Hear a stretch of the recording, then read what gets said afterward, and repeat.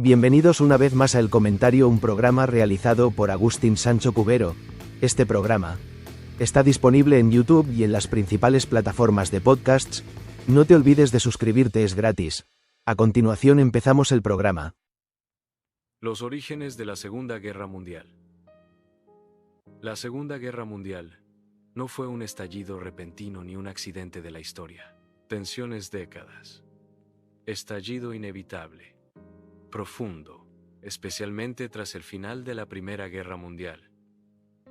Comprender sus orígenes implica analizar un entramado complejo de humillaciones nacionales, crisis económicas devastadoras, ideologías extremas y errores diplomáticos que, combinados, condujeron al conflicto más destructivo del siglo XX. El Tratado de Versalles y la semilla del resentimiento. Tras la derrota alemana en 1918, las potencias vencedoras impusieron a Alemania el Tratado de Versalles, un acuerdo que buscaba castigar al país considerado responsable de la guerra. Alemania perdió territorios, fue obligada a reducir drásticamente su ejército, se le prohibió poseer armamento pesado y se le impusieron enormes reparaciones económicas. Además, se le atribuyó oficialmente la culpa de guerra, un elemento simbólico que humilló profundamente a la población alemana. Lejos de garantizar una paz duradera, el Tratado de Versalles sembró un profundo resentimiento en la sociedad alemana. Muchos ciudadanos percibieron el acuerdo como una imposición injusta y vengativa, lo que debilitó la joven República de Weimar y abrió la puerta a movimientos políticos radicales que prometían restaurar el orgullo nacional y revertir las condiciones impuestas. El fracaso del orden internacional de entreguerras. Tras la Primera Guerra Mundial, se creó la Sociedad de Naciones, con el objetivo de mantener la paz colectiva y resolver los conflictos mediante la diplomacia. Sin embargo, esta institución nació con graves debilidades. Estados Unidos, impulsor de la idea, nunca llegó a integrarse plenamente, mientras que otras potencias carecían de voluntad real para hacer cumplir sus decisiones. La Sociedad de Naciones fue incapaz de detener agresiones claras, como la invasión japonesa de Manchuria en 1931 o la conquista italiana de Etiopía en 1935. Estas acciones demostraron que el sistema internacional carecía de mecanismos eficaces para frenar a los estados expansionistas. El mensaje fue claro. La agresión podía quedar impune. La Gran Depresión y el colapso económico mundial. La Gran Depresión, iniciada con el crack de la Bolsa de Nueva York en 1929, agravó de forma dramática la inestabilidad global. Millones de personas perdieron sus empleos, empresas quebraron y el comercio internacional se desplomó. En Europa, especialmente en Alemania, la crisis fue devastadora. El empobrecimiento masivo y la desesperación social favorecieron el auge de partidos extremistas que ofrecían soluciones simples a problemas complejos. En este contexto, líderes autoritarios prometían orden, empleo y grandeza nacional. La democracia liberal pasó a ser vista por muchos como débil e ineficaz, incapaz de proteger a la población frente al caos económico. El ascenso de los totalitarismos.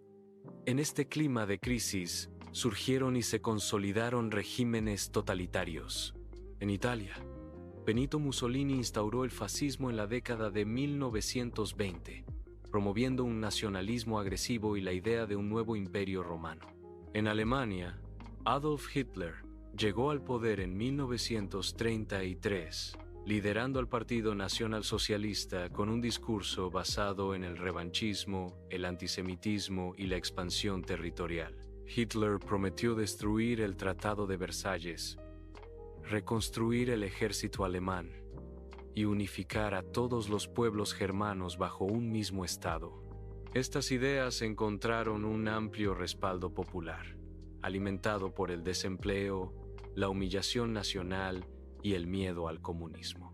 El expansionismo como política de Estado Uno de los pilares de la ideología nazi fue el concepto de Lebensraum o espacio vital, que justificaba la expansión territorial hacia el este de Europa. Alemania comenzó a desafiar abiertamente el orden internacional. Reintrodujo el servicio militar obligatorio, remilitarizó Renania en 1936 y anexó Austria en 1938 mediante el Anschluss.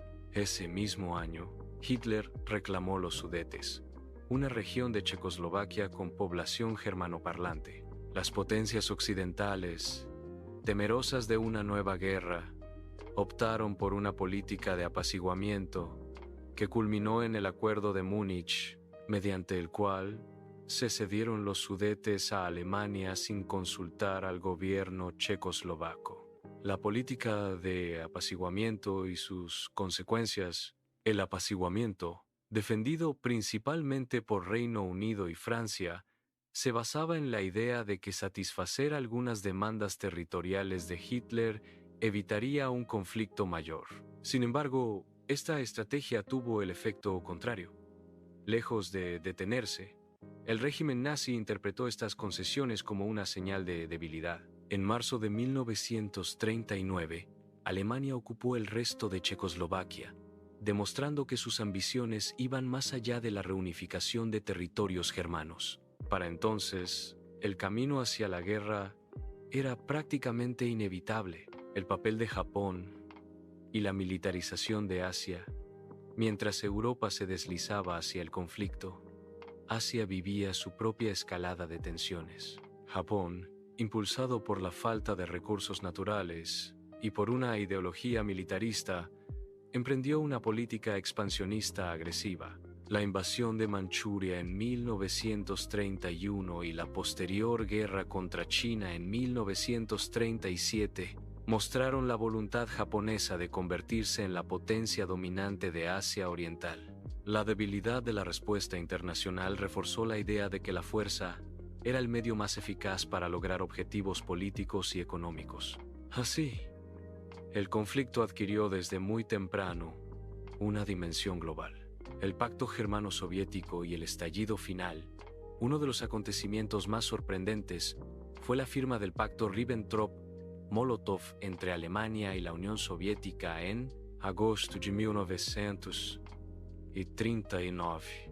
Aunque ideológicamente opuestos, ambos regímenes acordaron no atacarse y repartirse zonas de influencia en Europa del Este, incluyendo Polonia. Este pacto eliminó el riesgo de una guerra en dos frentes para Alemania y despejó el camino para la invasión de Polonia el 1 de septiembre de 1939. 2 días después, Reino Unido y Francia declararon la guerra a Alemania.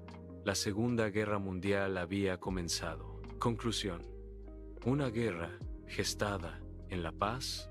Los orígenes de la Segunda Guerra Mundial se encuentran tanto en las decisiones tomadas tras la primera como en la incapacidad del sistema internacional para corregir sus errores. La humillación, la crisis económica, el auge de ideologías extremas y la falta de una respuesta firme ante la agresión crearon el caldo de cultivo perfecto para el conflicto, más que un simple choque de ejércitos. La Segunda Guerra Mundial fue el resultado de una paz mal construida y de una comunidad internacional incapaz de defender los principios que decía representar. Comprender estos orígenes no solo es un ejercicio histórico, sino una advertencia permanente sobre los peligros de la injusticia, la indiferencia y el extremismo. Hasta aquí esta edición del programa del comentario, un programa realizado por Agustín Sancho Cubero.